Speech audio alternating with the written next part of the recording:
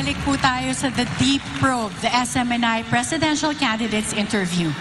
And right before the break, the conversation between presidential candidate Senator Marcos and the panelists was spanning several issues, including the geopolitical conflicts and the oil price crisis. Now we will resume the questions from the panels. Magandang gabi po, Senator. Good evening, Rolex. Ang katanungan ko po ay tungkol sa power. Alam niyo po, yung IPIRA, hinati yung bansa natin. Electric Power Reforms Industry Act, IPIRA. Ngayon po, ganito. Recently, ang Malacanang po ay naglabas. Pinirmahan ng Pangulo, Executive Order 164, adding nuclear power to the energy mix. And among others, to study the viability kung pwede pa natin i-operate yung BNPP at ang iba pang mga facilities para sa paggamit ng nuclear energy. Pwede mo malaman kung ano yung naisip nyo po tungkol dito? Kasi po mangyayari sa sunod na termino, ang 18 milestones. Ito po yung unang hakbang lamang. Marami talagang pinag-uusapan. Energy is hard. Ito, aaminin ko sa inyo, talagang pinag-aaralan ko, napakahirap ayusin. Dahil nga, yung ating sistema, the IPIRA law, marami talaga nakakontain dyan na kailangan pag-aralan ulit. Because ang reklamo sa buong bansa, both na consumers lamang at saka yung mga negosyante. Kasi lagi natin napapag-usapan mga foreign investors na nagre-reklamo sa power, pati local investors. Kaya ang investment sa Pilipinas is not capital intensive. Yung mga investment sa Pilipinas short term lang, kung minsan hot money lang ang pumapasok, pasok-labas lang yan. It doesn't build anything. So that is it. It is a major problem. At kung titignan natin ang mga projection sa pangyayari. Ngayon, just as a perfect example, narinig na siguro naman ng lahat, na sinasabi na baka sa eleksyon magkakaroon ng brownout. Kaya dahil nasa gitna na tayo ng summer, ng tag-araw. Kaya yan ang maliwanag na maliwanag, kulang na talaga ang power supply doon sa ating requirements. At saka, yung idadagdag pa dapat natin para makapag-industrialize tayo ng mabuti. Kaya it's something that has to be attended to. In other words, kailangan natin lahat. Kailangan natin lahat ng makuha natin na power sources para mabigyan tayo ng mas mura at mas malawak at mas reliable na power supply. Ngayon, maaari nating i-expand yung ating hydro, expand natin yung ating geothermal, but there's a very simple idea when it comes to the energy sector. It's something called the base load. The base load is the load that never goes away. The demand that never goes away. Kahit gabi, kahit araw, ito na yung mga planta na nagpapatakbo. So that base load has to be satisfied. Kaya kung hindi umiihip ang hangin, paano yung wind power? Kung gabi, paano yung solar power? Kailangan pa rin ng traditional. Ngayon, doon tayo mamimili. Although it's not traditional for the Philippines, nuclear power is already considered a traditional power source. So it has to be looked into. Yung sa BNPP, nag-offer na, because if you, ang Korea has, I believe, 5 sister plants to the Westinghouse plant in BNPP. And they have offered, I always say it's ironic that the names of their plants are Core 1, Core 2, Core 3, Core 4, Core 5. Pero hindi tayo nagkaroon kahit isa. But they have offered to come with their technical people, and they have offered to come to give us an idea. Pwede pa ba ito? Because kahit pa paano, the BNPP, the Bataan Nuclear Power Plant, was supposed to go online with 650 megawatts in 1986. That's a long time ago. Marami ng bagong technologies, marami ng bagong requirements. So we'll see. We have to. I think we should be open to our Korean friends to come and to tell us if this is still viable or you have to do something else. When it comes to nuclear power as an idea, well, let's just follow the science. Because dito naging political sa Pilipinas. It's also political in other places. But in our particular case, the reason we have no power plant, nuclear power plant at all is pure politics. Did not really follow the science. So we have to look into it. Because,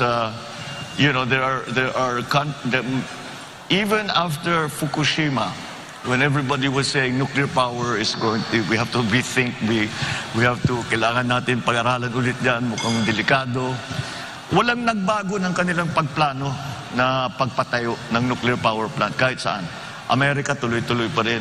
Sa France, the majority of their power is already created by nuclear power. So in the other countries, ganun din. So I still think that it's something we should examine. There are many new technologies. One of the ones that we keep reading about are the modular nuclear power plant. They start with a small one. Gusto mong palakihin, bumili ka ulit ng module, ikakabit mo ng palaki hanggat gusto mo. Siguro naman kaya natin patakbuhin ang nuclear power plant. Wala naman, there's no reason na bakit hindi kaya ng Pilipino na magpatakbo ng nuclear power plant. So, it's something that should be part of the mix. Kasama diyan is COP26, where we decided to cut down on coal-fired power generation. And what happened, nagtaasan ng presyo kasi walang kapalit sa renewable. Ibig sabihin, yung mix ng renewable at saka traditional, kailangan talaga natin, we have to decide once and for all, what is the mix that is good for the Philippines. I think it's not going to be a static point. I think as years go on and we develop renewables, we develop other sources of power, that mix is going to slowly shift towards renewables, hopefully, because that's what we want because of climate change. But nonetheless, that mix is still something that's up in the air, that we haven't really determined what is proper and appropriate for the Philippine setting. But to make a short answer to your question, is that lahat kailangan natin. Kailangan natin palakihin ng hydroelectric, kailangan natin palakihin yung geothermal, kailangan natin paramihan ng mga power plant, kailangan natin tumingin sa mga bagong technologies, wind farm, solar, kailangan natin tingnan ng nuclear. At kung kailangan talaga, di balikan natin oil-fired. But oil-fired has become less and less attractive because of what's happening in the volatility of oil prices, especially in the last 2-3 years. Then with this new development in Ukraine, talagang kailangan pag-isip-isipan natin na mabuti. Kasi baka maipit tayo, pag tumaas na naman yan, hindi natin maipatakbo yung planta natin, balik na naman tayo sa dati, nasa brownout na naman tayo. Now we have lots of coal here in the Philippines. The Chinese claim to have good enough technology. I've actually visited one of their coal-fired plants that na malinis na, that they're able to extract the carbon and they're able to dispose of the carbon properly. So all of these things we need to look into. Lahat yan kailangan natin. Well, after the generating companies, meron po tayong Transco. Marami reklamo sa Transco. Senador, open ba kayo sa idea na katulad ng tubig, may west sector operator, may east sector operator, chop natin ang Transco? I don't think so. May economies of scale yan eh. Ang business model ng high tension na delivery na ginagamit ng Transco is the same as a tollway. You maintain the tollway, you collect toll, and that's how you pay for what you build. That's the same thing that Transco should be doing. Yun lamang, siguro hindi sapat. Sa amin lang, marami kaming pangangailangan dyan sa Transco. We were hoping to build a high-tension cable from Ilocos Norte to directly export the power we are producing via windmills directly to Manila, because that's where the demand is. And it's more profitable for us. But hanggang ngayon, hindi pa nangyayari. And I'm not sure, I'm not privy to the board meetings and the discussions going on in Transco. So I do not know quite why wala pa yan. But yes, it really should be a simple operation na kaya madali lang naman patakbuhin dapat yan. Kaya pag-aralan natin kung bakit nagkakaganon. You mentioned IPIRA. We have to look back at IPIRA. I think IPIRA might already have already, at least certain provisions in IPIRA are already obsolete. As a matter of fact. Senator? Yes. I hope you don't mind. I'd like to switch topics a little bit because we have a short period to ask so many issues. All right. I'd like to ask about agriculture because you've mentioned that in the last time you were here.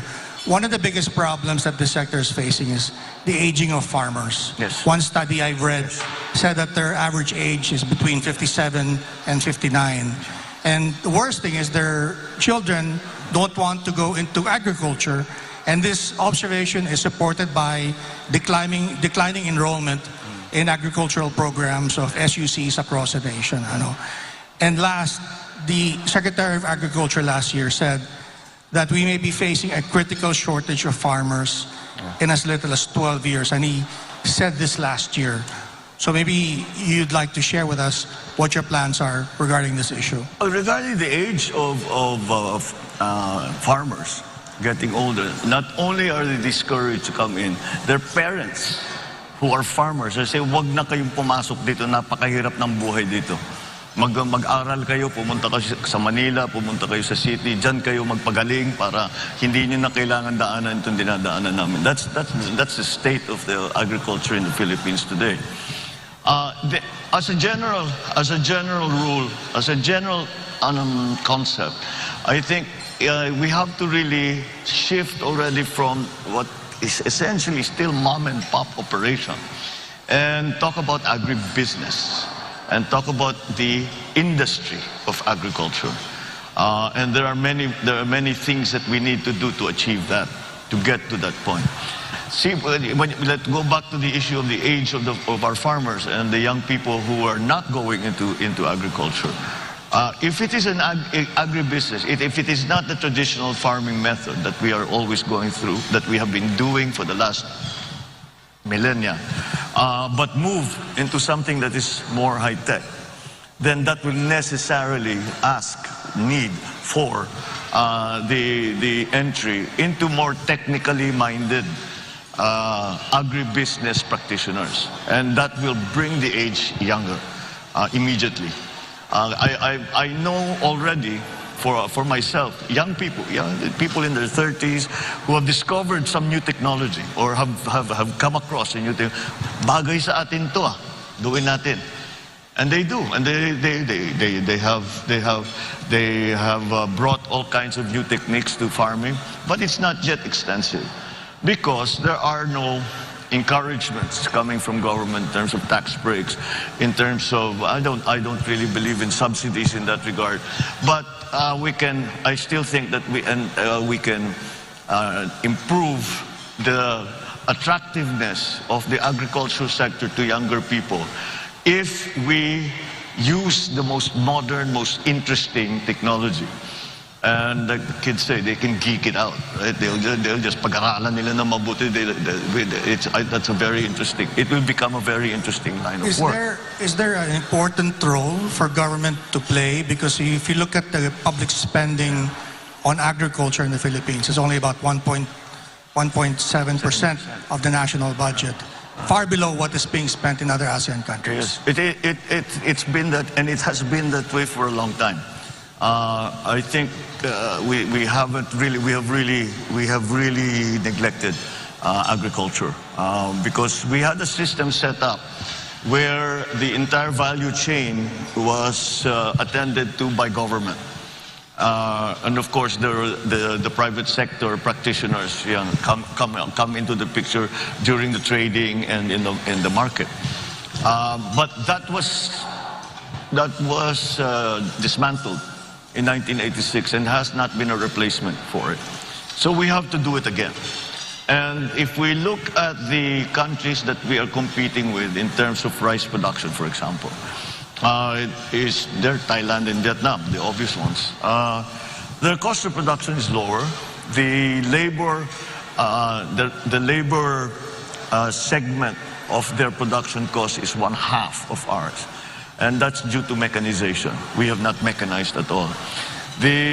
It's going to take. It's not a simple thing because we have to organize now to be able to mechanize properly, to use the big machines, the big tractors, the big harvesters.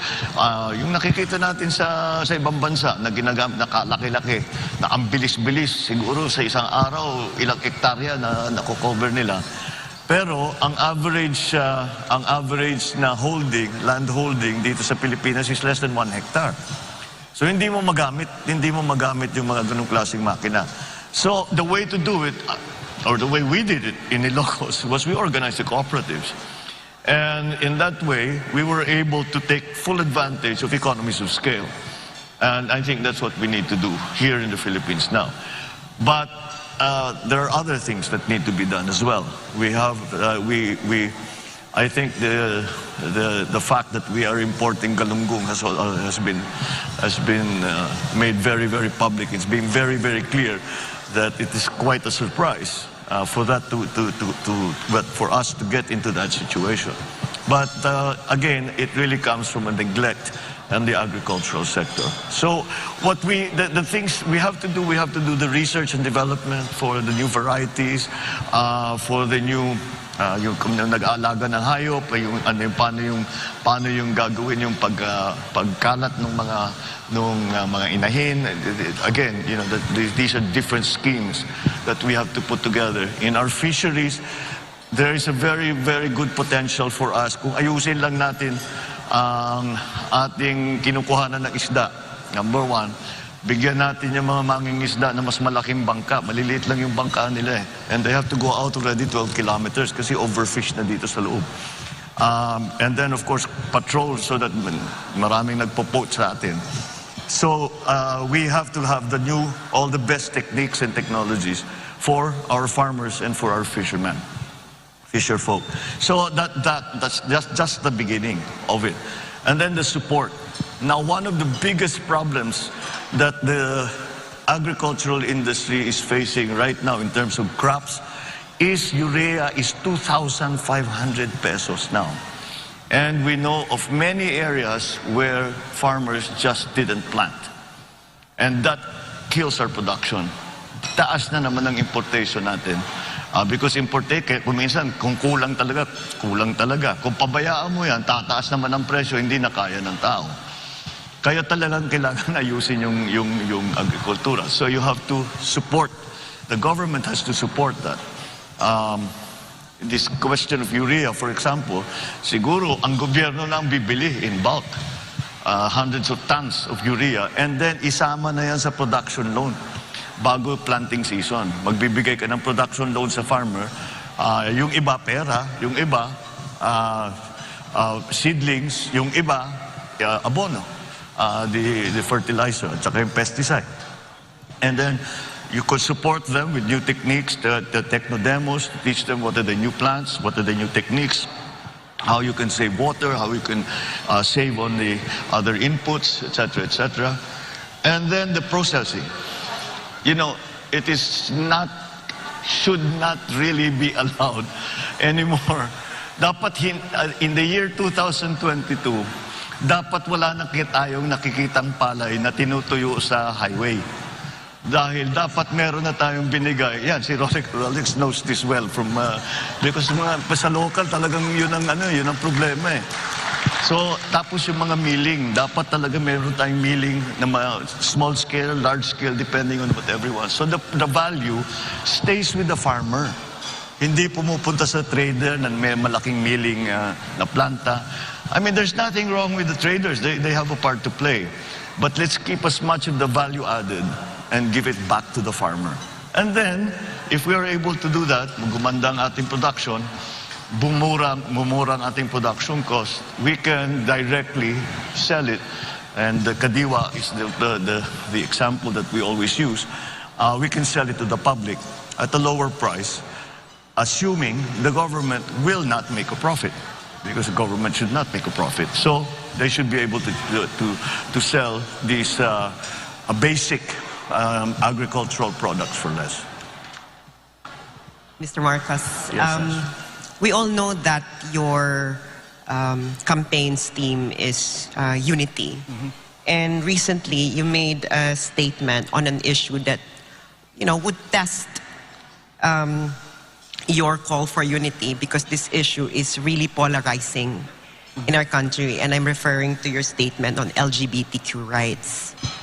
And so my question is, there are a lot of interests that had to be balanced here, especially that even though that we are a secular country, our people, around 80% of our people have really, really strong religious beliefs, and these two things, are always contrary to each other. So my question is, how will you balance the legitimate aim of protecting the rights and welfare of LGBTQ people while at the same time respecting the legitimate interests of religious groups that they can freely pursue their belief on this matter?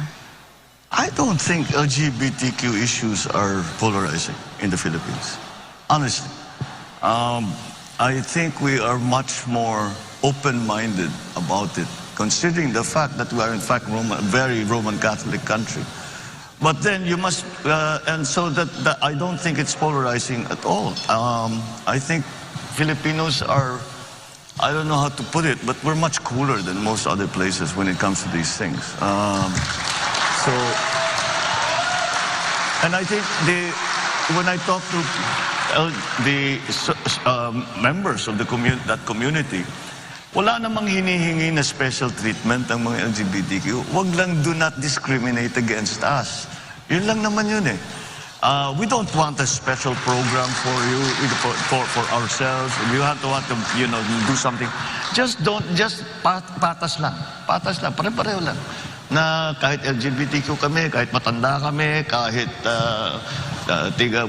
come from the wrong place, I don't know, whatever. All forms of discrimination are some things that we have to guard against, because that's corrosive. That just gets in the way. It doesn't help. It doesn't help anything. So that, I think, is the approach to LGBTQ issues: is just fight discrimination every step of the way. There's a pool of talent in every sector of our society that we need to take advantage of, and so we cannot exclude any part and say hindi pwede yan, hindi na ayaw namin sa ganyan. And let me get to the point. I mean, LGBTQ, Roman Catholic, you will say that it's a. What did the Pope say when he was asked about same-sex marriage? Same-sex union. Let me correct myself. Same-sex union. And I think the Pope said it perfectly. Who am I to judge? And that's the attitude that we, all of us, should have. And with that, I think we'll go down the correct place. We will go down the right path. Yeah, I think this will be... Professor Carlos, I know that you warned me about senior citizens losing their train of thought, but I have been instructed to go on a commercial break. So we'll start off. Yes, we'll start the next round with your question. Okay. I promise that. Yeah. So, Okay, thank you. thank you, everyone. We have more questions coming from our panel. So don't go away. The Deep Probe SMNI presidential candidates